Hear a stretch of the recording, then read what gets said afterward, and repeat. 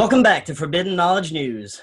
I'm your host, Chris Matthew, and I want to welcome to the show an awesome guest, Mr. Tim Swartz. Tim is an Emmy award-winning television producer, photojournalist, author of several books. Tim, thanks for joining us tonight. How are you? Hey, I'm doing great, Chris. Thanks for having me on tonight. Oh, awesome, awesome. So I'd like to start with a topic that seems to be blowing up right now, the UFO phenomenon. We're seeing more of this in the mainstream now, Pentagon releasing files. What are your thoughts on this? Are we in for some kind of disclosure soon? Oh, no, of course not. Everybody always thinks that there's going to be some kind of disclosure, or, finally the president is going to reveal that, the aliens have been here. And, it's not going to happen that way. I think that there has probably been, like a slow trickle of disclosure over the years. But nobody is going to come just right out and say that, hey, we've been lying to you all these years and UFOs are real. Right. I think one of the reasons that, there has been this whole secrecy about UFOs is that they, the government, military, insert favorite group, here. Yeah. Has known that the UFOs are real, but they don't know what they are. I really doubt if there is this like vast secret knowledge about the origin of UFOs and some kind of, secret repository in Area 51 or under Wright-Patterson Air Force Base. I think that they're aware that they're real, but they have no idea what they are, and they're never going to admit that, because that really would create a panic. I mean, can you imagine if people found out that our government and our military has known for years that we've got something flying around in our skies with impunity and we can do nothing to stop it? That's kind of a frightening scenario. Yeah, it is. And on the other hand, I think a lot more people are kind of open to it now. A lot more people are becoming open to it. Mm-hmm. Yes, definitely. Well, look at pop culture. Pop culture has played a really big role into putting that mindset in us. I mean, I know when I was growing up as a kid, and you as well, probably. I mean, you had these cartoons that featured aliens and I think a lot of people nowadays, especially maybe not so much baby boomers and the older generations, but the kids that came after that, I think a lot of them would be surprised if somebody says that aliens don't exist. I think a lot of people just kind of take it as a matter of fact that on the reality of extraterrestrial life. So yeah, you're right. I mean, there is this pop culture attribute to the whole reality of UFOs that's been playing for a number of years. Was that deliberate? I mean, did somebody in power actually put that in place 50 years ago to slowly work its way, or was it just a pleasant accident? Maybe a little from column A, a little from column B. Right. Yeah. And it seems going back, it's way to our beginnings. It used to be angels and demons, and now it's aliens. Mm-hmm. Would you say that these are more of interdimensional beings rather than maybe just little green men? Possibly. I always avoid saying I believe this or I believe that because that tends to then put you in this kind of like a headlock into a belief system where you'll then, you get so ingrained in it that you'll absolutely refuse to listen to any other kinds of explanations or new evidence. But, that has been one of my favorite theories for a long time, that we're not dealing exclusively, at least, with extraterrestrials or just simply, nuts and bolts spaceships coming from other planets. I think the UFO phenomena probably is a lot stranger than we can even conceive.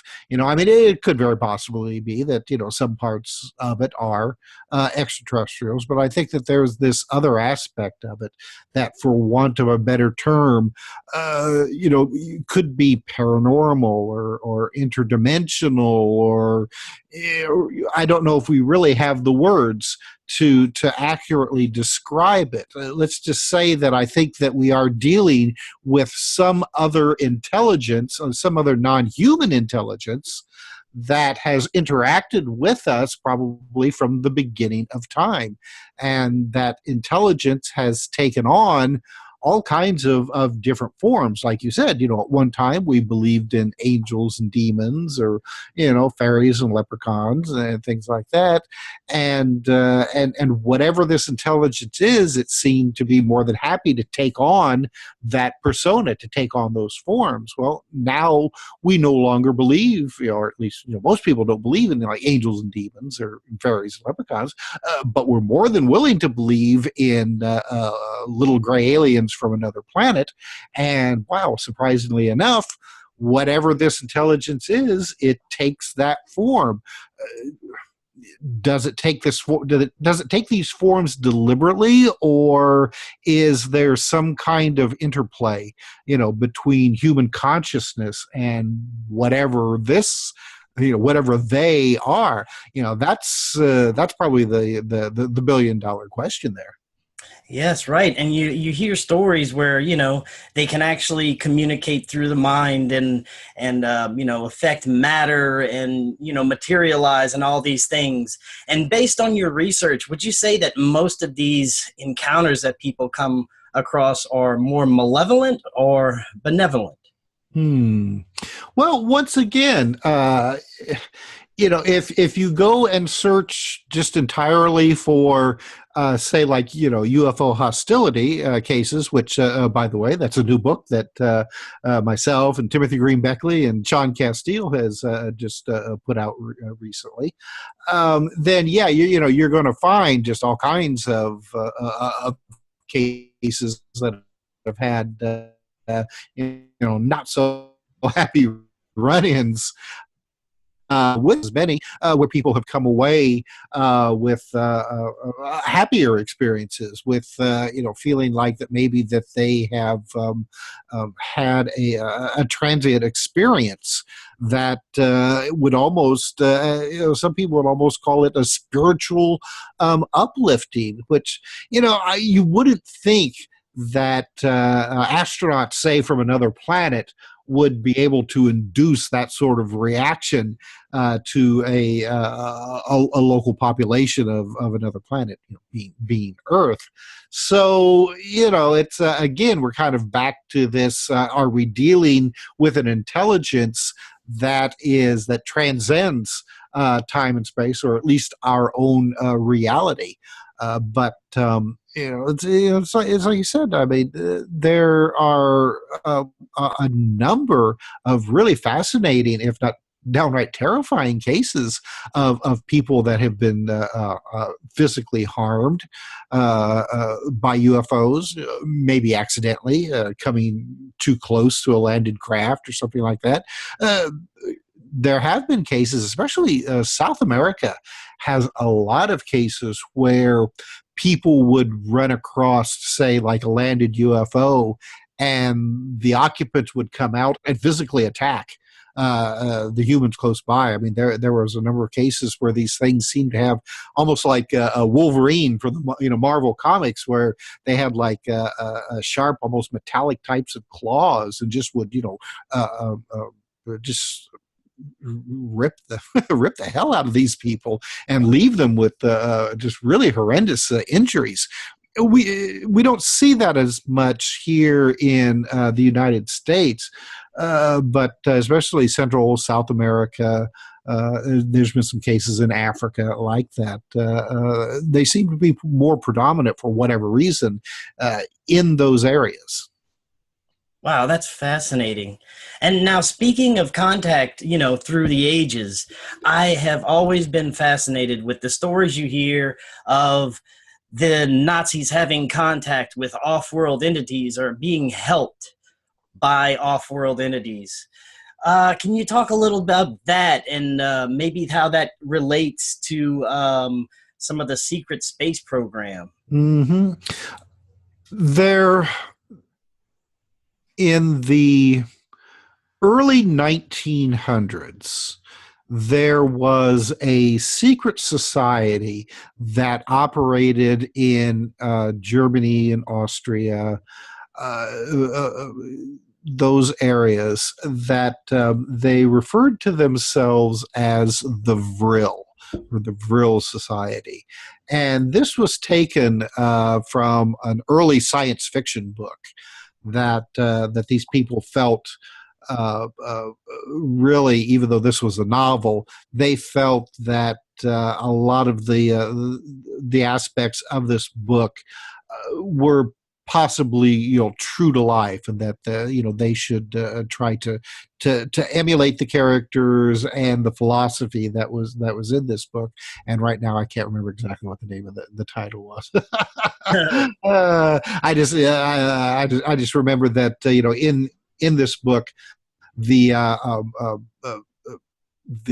occupants of this land used a type of energy that they called Vril. So the Vril Society, the real Vril Society that operated in Germany, were also they employed spiritual mediums, people who, women especially, who claimed that they had the psychic abilities to talk with spirits, angels, ascended masters, whatever you would want to call them. They eventually said that they were getting communications from a race of extraterrestrials that lived in a solar system, outside within our own galaxy, but definitely not in our solar system, and that they were being channeled scientific information. Some of the scientific information, including designs to develop anti-gravity spaceships. An offshoot of the Vril Society that was called I want to say Thul. I'm never going to pronounce that correctly. Somebody who speaks German would probably have a better grasp on how the name is pronounced, but say like, or Tool, it may be pronounced like the Tool Society, Thule, which was a branch. It was like a schism from the Vril Society. Both of these groups claimed that they were in communication with extraterrestrials, and that they were in the process of using scientists and engineers. And this was all later brought into the Nazi Party, because the Nazis were extremely interested in occult practices. And so, with the help, supposedly, of these extraterrestrial creatures, they set about trying to actually build these spacecrafts, trying to use the technology that they had available to them at the time to see if the scientific principles, because they were dealing with things that were really, completely outside of our knowledge of physics. by this time, Einstein and a lot of other scientists had been run out of Europe because of the Nazis' practices of hatred of the Jews, especially.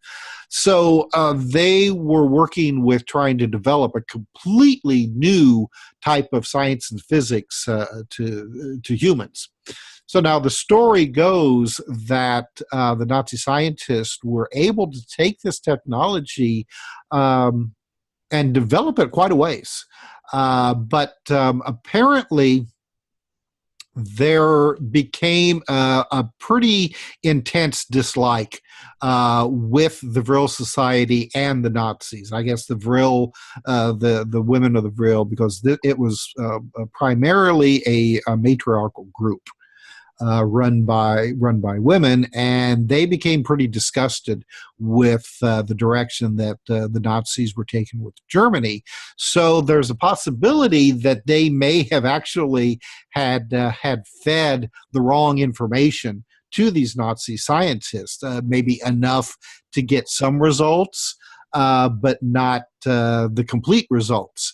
Some of the stories have it that the Vril Society actually had their own side projects going on and built their own successful anti-gravity ships, and with the help of scientists and engineers who had the same loathing against Hitler and the Nazis, may have reached the point where they actually fled the planet. Now, this is the speculation on my part, because at some point, the Vril Society just kind of disappeared. They had played a predominant role, especially within the occult practices of the Nazi parties.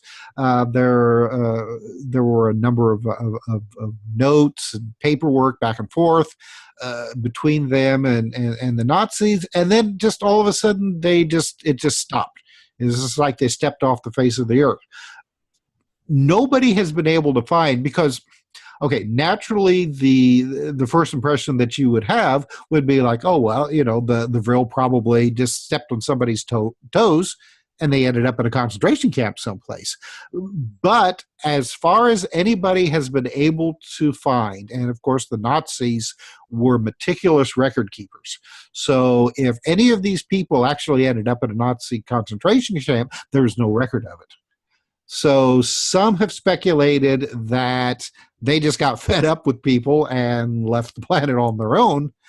It's a fascinating story, and every time that I go back to it and start doing some additional research, I find something new. So, I mean, this is a story that myself and Timothy Green Beckley and some others have been working on for a number of years, and the story isn't over yet, folks. Yeah, it's fascinating. And based on your research, what have you found about maybe their involvement in Antarctica? Well, definitely the Nazis were fascinated with Antarctica. First of all, because they saw it as a very good strategic location. I mean, if you had a base in Antarctica, you could use that for any number of countries, especially in the southern hemisphere. In the early 1930s, they actually asked Admiral Richard Byrd if he would be willing to partake in an Antarctic expedition for Germany, but he refused. Already at that time, the Nazis had a pretty bad reputation, even though the war had not started yet, even in Europe. So they had some of their own. Now, later on, in the early 1940s, Hitler became fascinated. And again, this is part of this whole occult tradition that the Nazis were embracing. But Hitler was fascinated with the idea that objects of religious power, They approached that somewhat, in a fictional manner in the first Indiana Jones movie. Indiana Jones, Right. and the Lost Ark.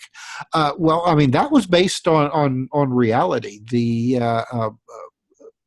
Nazis set out a number of different types of archaeological and historical investigations throughout the planet in search of relics that they thought possibly could hold some sort of supernatural powers that would be beneficial for Germany.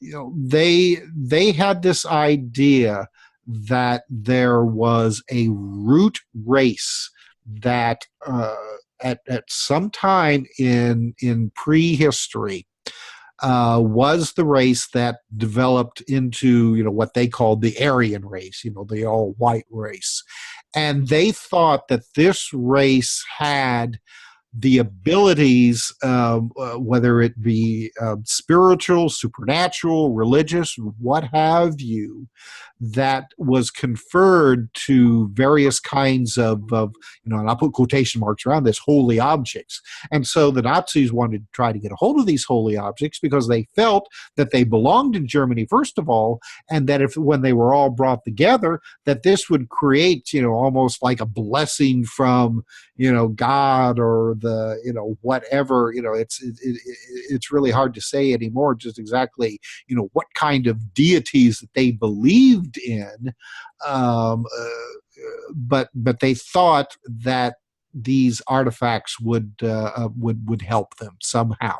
And Antarctica was one of these locations that they thought could possibly either have a city or an entrance to an underground kingdom that may still have these the superior race, these lost Aryans, so to speak, Tibet, the Himalayas, Nepal. They also set expeditions to these places as well to try to find holy artifacts, or even to try to find these people who may have went underground for some reason.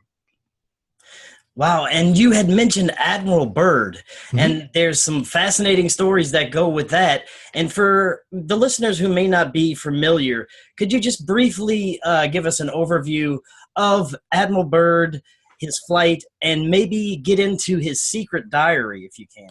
Yeah, sure. Well, Admiral Byrd was probably one of the last great explorers. I mean, he early on, he became fascinated with both the Arctic and the Antarctic regions of the planet, and wanted to be, at that time, he wanted to be one of the first people to actually, take an aircraft and fly over both the North and South poles. I mean, we're talking about the early 1900s here, and this was a feat that hadn't been accomplished at the time.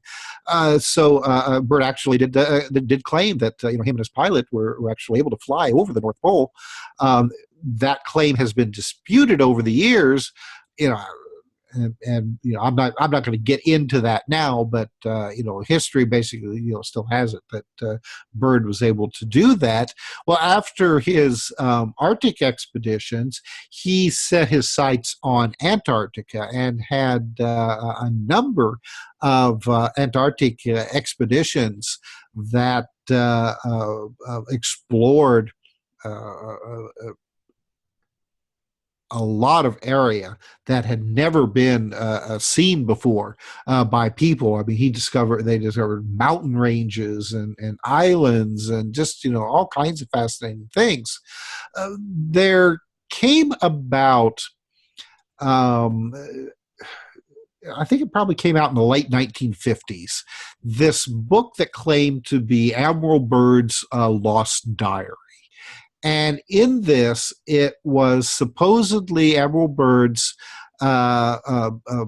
recollections of a flight that he had made in 1947 over the North Pole where he was accosted, him and his pilot was accosted by UFOs that then escorted his plane into the Hollow Earth, where he met these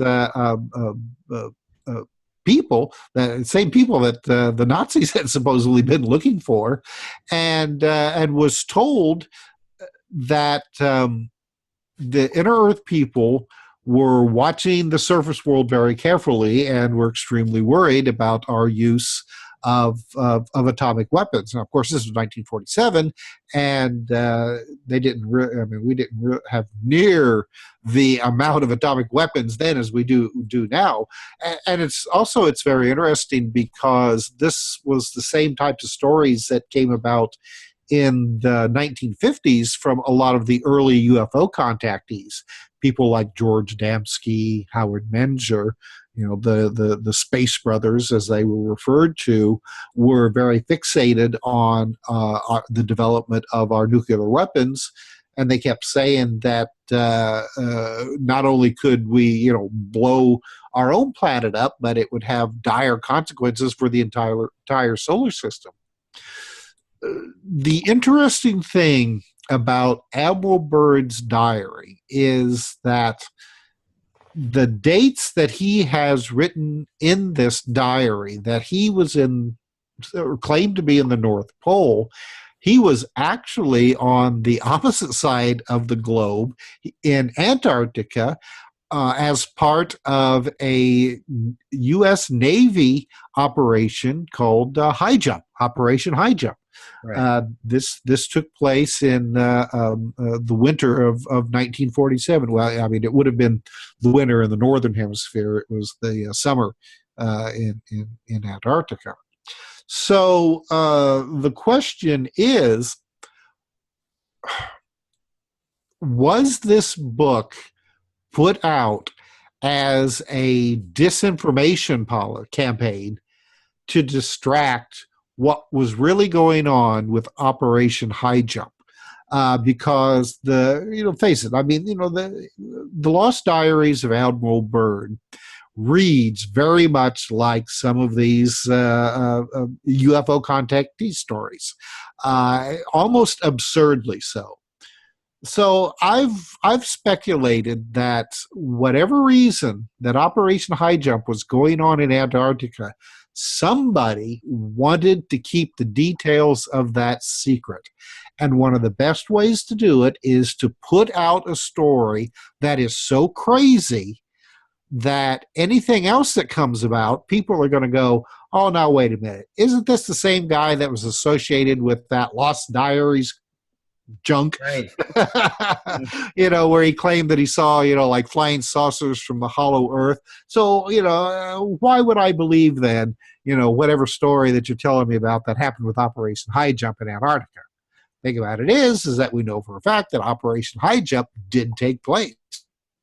There's actually a documentary about it that was filmed by, the military press department while it was going on. There were a lot of soldiers that were associated with Operation High Jump. I mean, because we're talking about, this was something that had like maybe over 2,000 personnel involved, a number of ships, an aircraft carrier, even a submarine.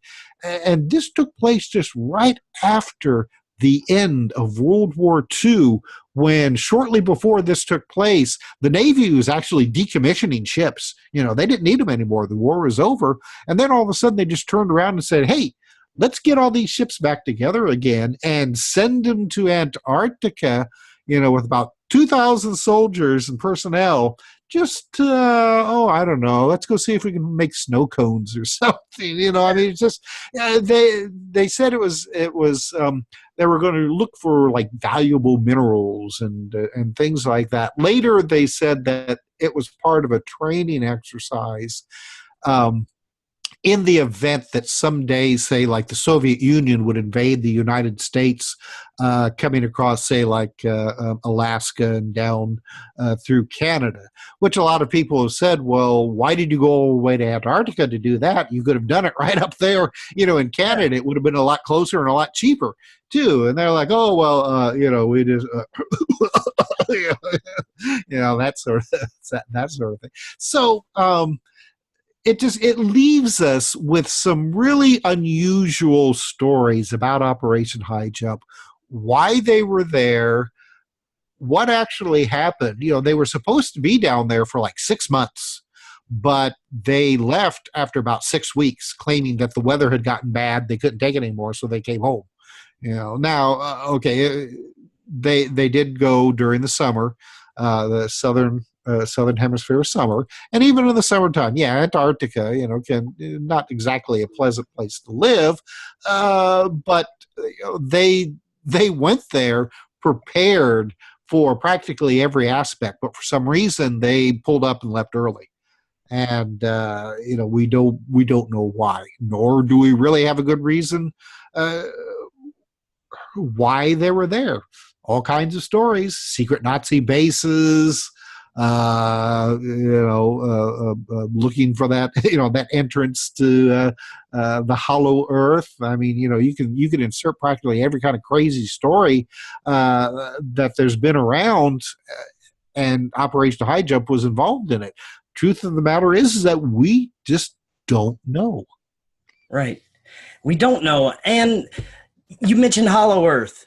And I understand you've done some interesting research into hollow earth, and that there could possibly be some connection to the JFK assassination. Oh, I wish I could give you a better a story with that. But yeah, actually, a good friend of ours, a guy by the name of Tim Crinlin, wrote just this fascinating article in one of our books about that. And gosh, I really wish I could give you the complete details to that, but I really don't know that well. I'll give you the synopsis that Sure. that I remember that Tim had come up with.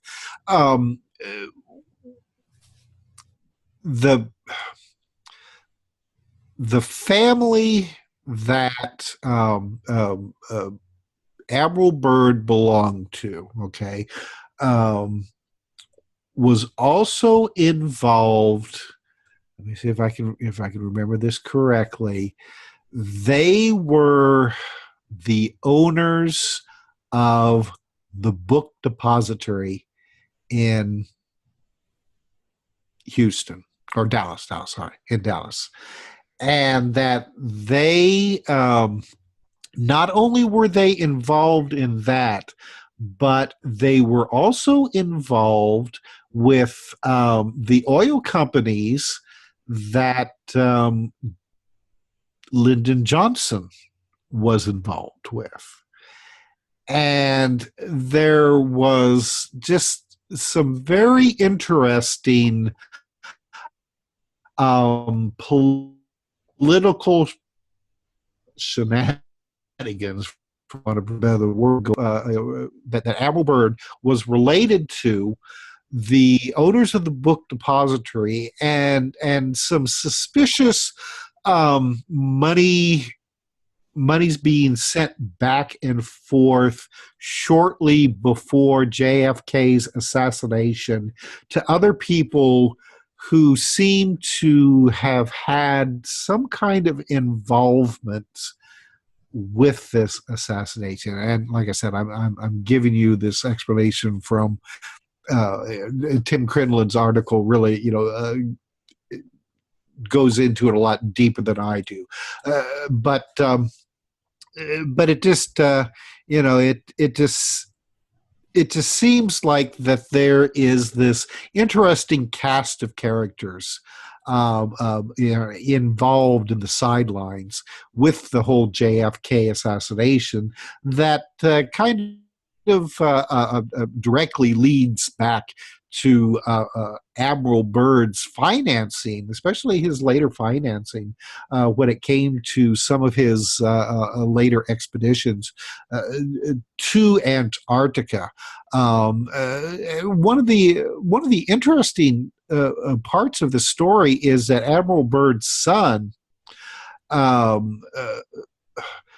had came out and had actually had publicly said that he was going to look into whether or not the groups of people, these oil tycoons who helped finance his father's expedition, whether or not they were actually also financing some of these groups that may have had a vested interest in having JFK assassinated. Well, when Admiral Byrd's son, he was going to go to a convention, and he got onto a train and vanished. And a couple of weeks later, he was found dead in a warehouse somewhere. No physical, wasn't shot, wasn't, stabbed or anything like that. He was just found dead in a warehouse that he shouldn't be there, and, and it's just one of these mysteries that seem to surround,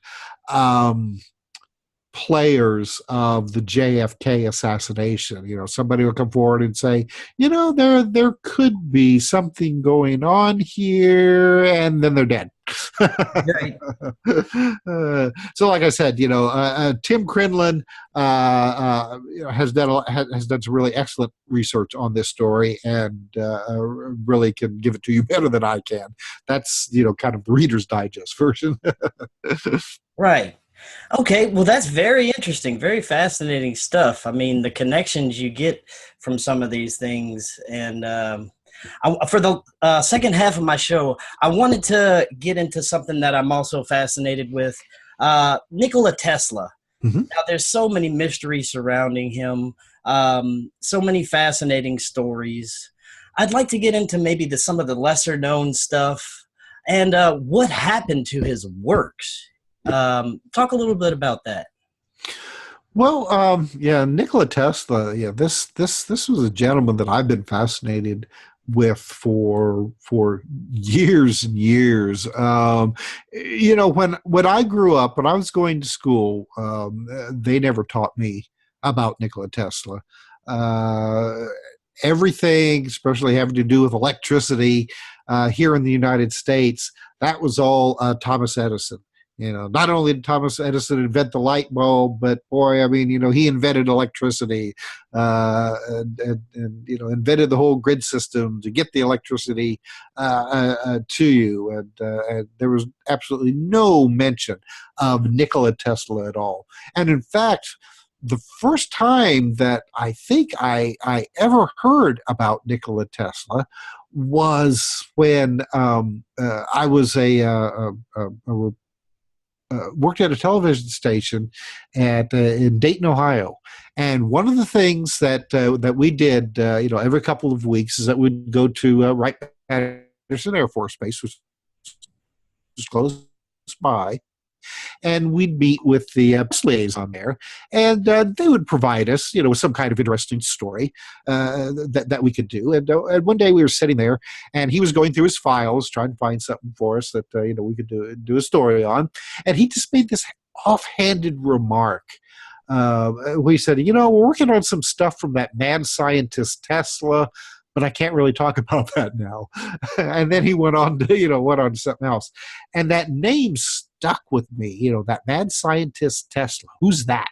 Right. Never heard of him before. So, using the resources that I had available to me at the time, stuff like the Lexus Nexus, which was really only available to reporters, and libraries and universities, things like that, I was able to finally track down who Nikola Tesla was, and ran across some of his biographies that people like Margaret Cheney, people like that had written. And boy, that just became, like this lifelong journey for me, learning more about this absolutely fantastic guy who was the inventor of the AC induction motor. He invented and created our entire electrical grid system that we still use in the United States. It hasn't changed that much. Radio.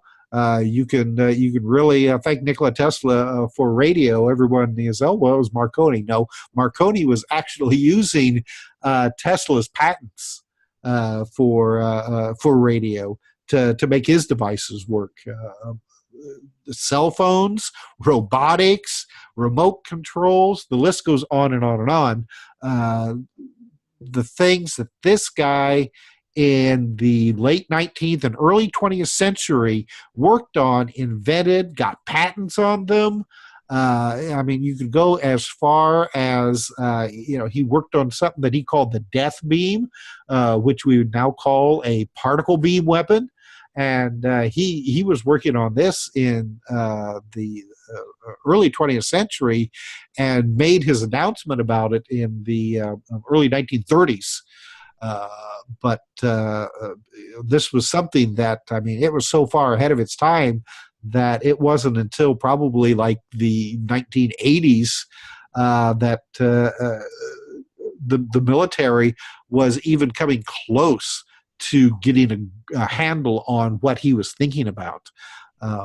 One of Tesla's big dreams was the wireless distribution of electricity.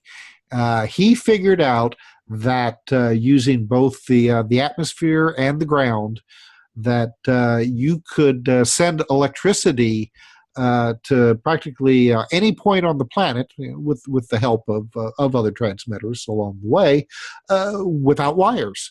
If he had been able to finish his work, we'd be able to be sitting in our house and enjoy electricity, but it would be getting to our houses without wires. That was his really big dream. And then there was 1,000 other things in between that Tesla was interested in and worked on.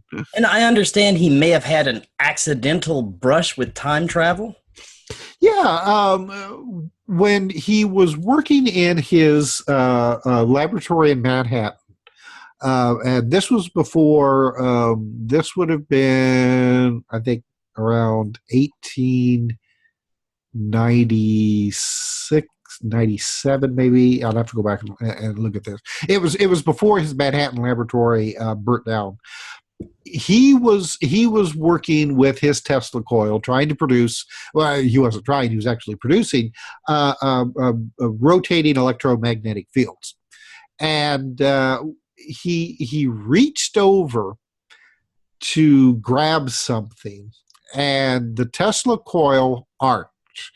Now, I don't know if you've ever seen a Tesla coil operate, but it's constantly throwing off like bolts of electricity, and they usually don't travel very far, but every once in a while, especially if you'll get an arc that'll travel quite a distance, and that's what happened to Tesla. Tesla got hit by one of these bolts associated with these rotating electromagnetic fields. And so Tesla found himself then, as he described it, he said that he felt that he had been transported outside of time and space. Now, he was still in the laboratory. It wasn't a situation where like he disappeared and then reappeared again, because he had, his assistants were right there and they saw the entire process. But to his perception, he felt like time had disappeared for him, and that he could see, as he described it, the past, the present, and the future all at the same time. And that it actually later in life, I mean, it gave him some really interesting ideas on how to develop his own unified field theory. But in that, it was just kind of like an instant, almost just a blink of an eye. He felt that that time was not a real thing, at least not as we perceive time, and that by being outside of time and space, he could see the entire face of reality before him. Now, if his assistant actually hadn't grabbed a 2x4 and knocked him out of this arc of electricity, Tesla probably would have died eventually. Even he was pretty well grounded, but he was caught and paralyzed, and eventually it just he just would have fried. Wow. You stay in a field of energy that long, you'd fry. So his assistant, who was smart enough to know not to try to grab him himself, because then the electricity would catch him up as well, took a board, a 2x4 board, and hit him as hard as he could and knocked him out of this field of electricity.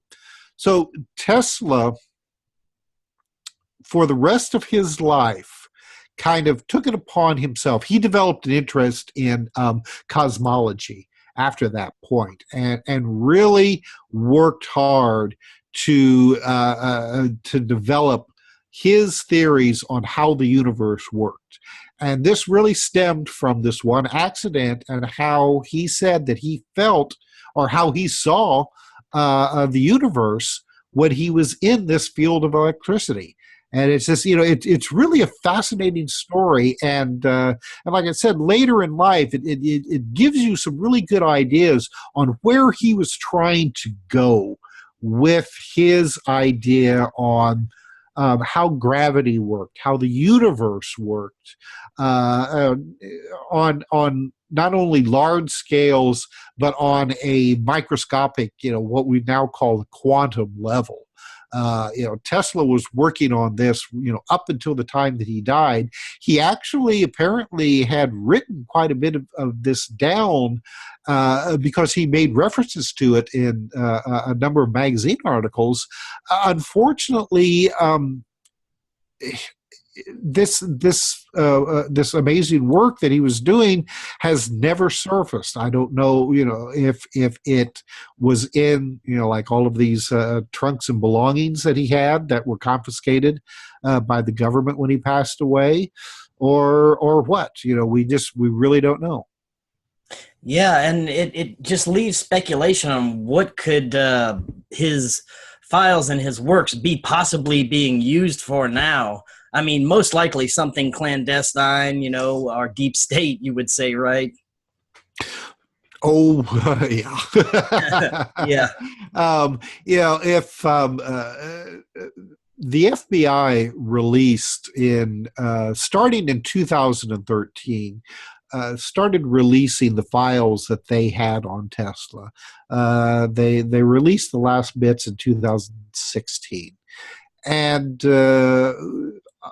a majority of these files really are nothing more than letters that various people, scientists, even a general from Wright-Patterson Air Force Base in the 80s had written to the FBI. Journals were that they had heard that the FBI had seized them when he had died, and they wanted to know where this material was.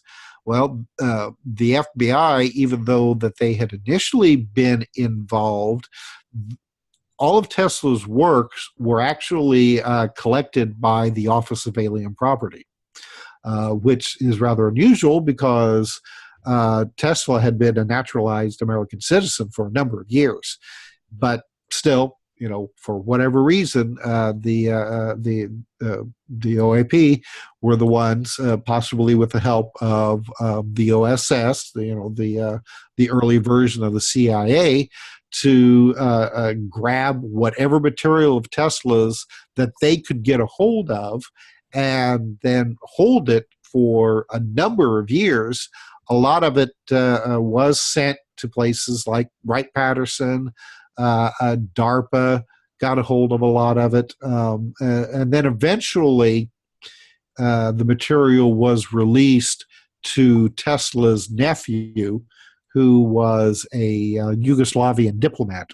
And it was sent then to Yugoslavia, where it was part of the Tesla Museum that is now in Belgrade. The unfortunate thing is that a lot of this material that is being held in Belgrade they've never allowed Western scientists or journalists or really anybody who's interested from the United States to look at this stuff. Probably the Soviet Union, had access to it. A lot. We have some really good evidence that the Soviets were able to develop some interesting weapons based on Tesla's ideas, and probably from these notes. I sincerely doubt, though, that the United States would have been dumb enough to release everything to Yugoslavia. More than likely, they made copies or even retained material that they felt that was too sensitive to release to the Soviet Union. Somehow, though, a lot of this material did make it to them because we've had reports that the Soviets had developed what we would call, say, like a Tesla shield, which would be really almost like a dome of energy that could be placed over a strategic area, a city, a missile base, or something like that, that would prevent aircraft, missiles, bombs from penetrating it. They also had a working version of the Tesla's death beam. There was a satellite photograph taken of a base in Siberia that I think this was released by Jane's Technology, a drawing of this picture that was taken. And for all intents and purposes, it is a Tesla-based particle beam weapon. Now, did the United States manage to build the same thing at some point? Who knows? I mean, we know a lot more about what the Soviets were able to do than what our own military was able to accomplish. But I dare say that if the Soviets were able to do it, then the United States probably were able to do it as well. Right. Well, speaking of clandestine operations and operations that we're not told about, we have time for one more thing. I'd like to ask you some of the theories that you might have heard or come across about HAARP. Oh, sure. Well, HAARP hasn't been in the news too much recently. They've claimed that we've shut it down, and we're not interested in doing anything with it anymore. But the people who monitor the frequencies that HAARP broadcast on says that this isn't true. That HAARP is still in operation, but HAARP was this interesting built up in Australia, up in Alaska. Yeah, yeah, completely different continent there. But anyway,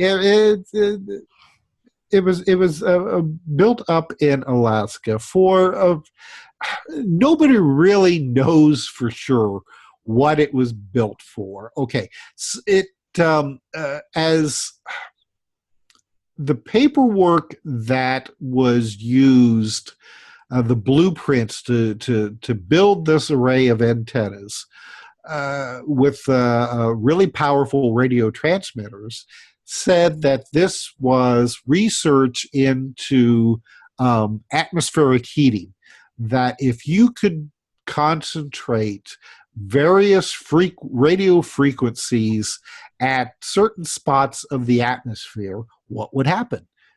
Could you affect the weather? Could you use it to, say, communicate with submarines deep under the ocean? Could you use it to knock down missiles with? The scientist who first patented the idea of HAARP, and I should add, he used his patent based on Tesla's idea for the wireless transmission of electricity. His idea was that you would take this array and you would build it near the Alaskan oil fields because it was expensive and possibly environmentally unsound to use a pipeline to pipe this oil clear across Canada or wherever. His idea was that you burn the oil right there, generate electricity from it, and then you could transmit it using the HAARP array to any place on the planet. And, here would be this great abundant source of electricity that made from the burning of oil right there at the oil fields. But once various other corporations bought each other out, the military ended up with these designs, and then you had this array, just really basically like the original patent, but nobody really offered any good explanation on just exactly what they were doing with it. And so then you had a lot of people speculating endlessly on what they were doing with it. and again, it's kind of these situations where, ham operators, amateur radio operators who monitor the frequencies that HAARP operates on, they're like, we have no idea what they're doing, with this. Some of these frequencies could almost be used for mind control. The CIA MK Ultra experiments in the 50s, 60s, and 70s specified that there were certain radio frequencies that seemed to have a resonant quality with the human brain, and that under the right conditions, you could broadcast these radio frequencies, say, at a city or a town, and you could have all kinds of dangerous effects on the population. You could actually get them to commit, say, like mass suicide, or maybe broadcast a command to them to get your guns and go out and start shooting each other, or things like that. Recently, there's been these stories that have come out of Cuba and China as well. Yeah, China as well. Right. Where they claimed that they were being hit with sonic weapons of some kind. No, those aren't sonic weapons. Those are radio frequency weapons that when people are hit with these things, with these electromagnetic beams, it produces. Your brain interprets it as a sound. So that's why these people are saying that they're hearing things, and why, the press is saying, well, that maybe they're trying sonic weapons. No, they're Tesla-based electromagnetic weapons, possibly, for who knows? Russia was doing the same thing to the American embassy in Moscow in the 1970s. They were beaming microwaves, of various frequencies at this embassy, and this stuff sounds suspiciously similar to what they were doing, same frequencies on some of their experiments as well. Yeah, that's crazy stuff. I mean, to the thought of the kinds of weapons and technology that they have that we'll never know about, but that they could be possibly using on us right now. It's fascinating and frightening thought at the same time.